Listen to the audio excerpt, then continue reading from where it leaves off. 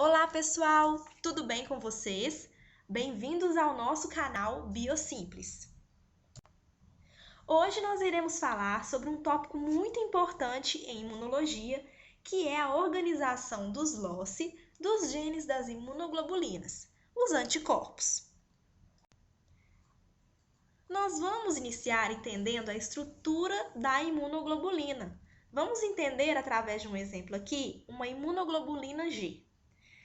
A imunoglobulina é formada por duas cadeias leves idênticas e duas cadeias pesadas também idênticas. Tanto a cadeia leve quanto a cadeia pesada possuem regiões aminoterminais variáveis. O V se refere à variável, a letra L se refere à leve, que vem do inglês light, o H vem de pesado, do inglês heavy. Essa porção variável ela participa do reconhecimento do antígeno pelo anticorpo, existindo uma grande variabilidade entre os diferentes clones das imunoglobulinas. Além disso, tanto a cadeia leve quanto a pesada apresentam regiões constantes. Então, aqui a região constante da cadeia leve e aqui a região constante da cadeia pesada. As diferenças na estrutura da região constante da cadeia pesada dá origem às diferentes classes e subclasses das imunoglobulinas. Se a porção constante ela for alfa-1, a imunoglobulina será IgA1.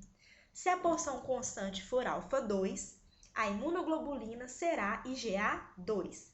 Se a porção constante for delta, teremos uma IgD. Se for epsilon, teremos uma IgE. Se for gama1, teremos uma IgG1, gama2, IgG2, gama3, IgG3, gama4, IgG4 e, por último, se a porção da cadeia pesada, a porção constante, for Mi, nós teremos aí uma IgM. Com relação à porção constante das cadeias leves, suas diferenças estruturais darão origem a duas classes. Ou ela será kappa ou lambda. Os genes que codificam os receptores dos linfócitos são gerados pelo rearranjo de diferentes segmentos gênicos. Nós temos segmentos gênicos que codificam a porção variável, que são as regiões V, que é chamada região variável, região D, que é a região diversidade, a região de junção, representada pela letra J, e o segmento C, que codifica a porção constante. Isso é observado, portanto, nas cadeias leves e pesadas das imunoglobulinas, pois, como nós vimos, todas as duas apresentam regiões variáveis e porções constantes. O rearranjo gênico, chamado de recombinação VDJ, é responsável pela variabilidade no reconhecimento de diferentes antígenos. E o símbolo D, ele fica entre parênteses, porque ele está presente apenas na cadeia pesada das imunoglobulinas. Então, aqui um desenho bem esquemático mostrando a cadeia leve, que apresenta os segmentos V, J e C, e a cadeia pesada, os segmentos V, D, J e C. Note que o segmento variável fica sempre na extremidade 5', e o segmento constante fica na extremidade 3'. Mas vamos entender melhor como que é a organização dos genes das imunoglobulinas, dando início aí ao locus da cadeia pesada.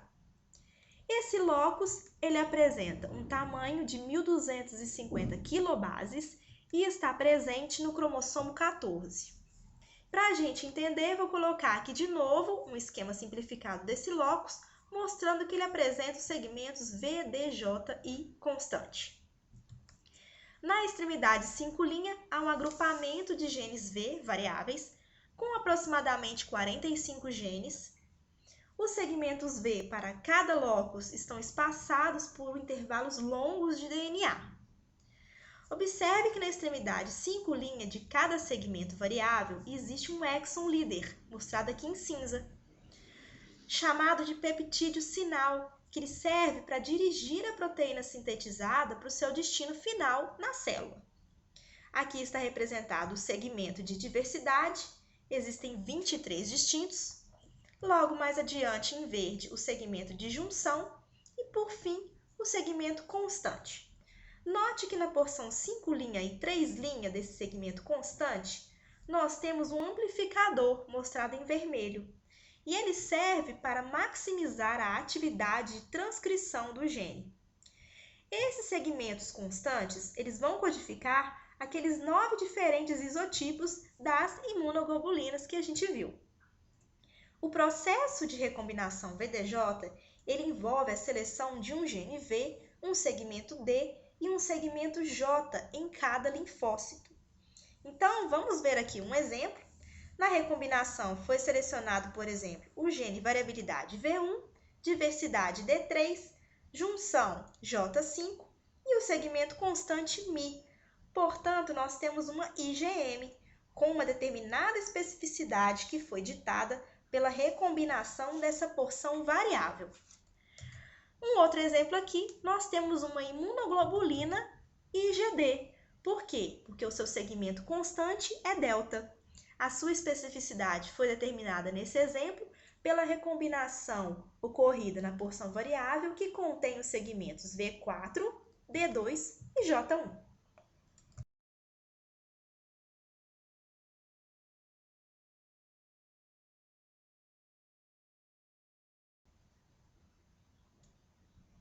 Agora, nós vamos entender a organização da cadeia leve kappa. Esse locus apresenta 1820 quilobases e está presente no cromossomo 2. Aqui está um esquema bem simplificado desse locus, mostrando os 3 segmentos presentes, que são V, J e C. Note a ausência do segmento diversidade. Vamos analisar com mais detalhes esse locus. Na porção variável, nós temos um agrupamento de genes variáveis com aproximadamente 35 genes. Na extremidade 5' de cada segmento variável, existe um peptídeo sinal que, como eu falei, serve para dirigir a proteína sintetizada para o seu destino final. Mais adiante, nós temos os segmentos de junção com os 5 genes e, por fim, um único segmento constante com um amplificador na sua porção 5' e 3'. Então, aqui vai um exemplo, uma cadeia leve kappa formada pelo segmento V1, J5 e CK. Nesse outro exemplo aqui, a cadeia leve kappa é formada pelos segmentos V3, J3 e CK.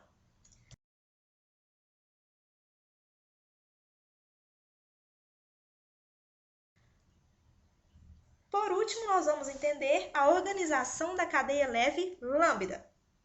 Ela apresenta 1050 quilobases e está presente no cromossomo 22. E, assim como o locus da cadeia leve kappa, a cadeia leve lambda também apresenta os segmentos V, J e C. Na porção variável, nós temos um agrupamento de genes V com aproximadamente 30 genes. Cada segmento variável apresenta um peptídeo sinal e, além disso, ela apresenta 4 segmentos de junção e 4 segmentos constantes. Esses segmentos J e C estão intercalados entre si e na porção 3' da cadeia nós temos aí um amplificador representado então em vermelho. Aqui vamos mostrar um exemplo de recombinação para a cadeia leve lambda, na qual apresenta um segmento V lambda 1, o segmento de junção J lambda 1 e o segmento C lambda 1. Bom, pessoal, essa foi a nossa aula, ela se encerra por aqui.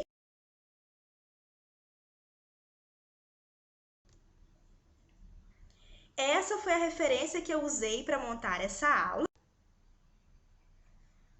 Muito obrigada, eu espero que vocês tenham gostado dessa aula. Se você gostou, não se esqueça de curtir o vídeo, compartilhar com seus amigos. Se você ainda não é inscrito, não se esqueça de se inscrever e acompanhar as novidades no nosso canal. Até a próxima aula e nunca se esqueçam, força sempre!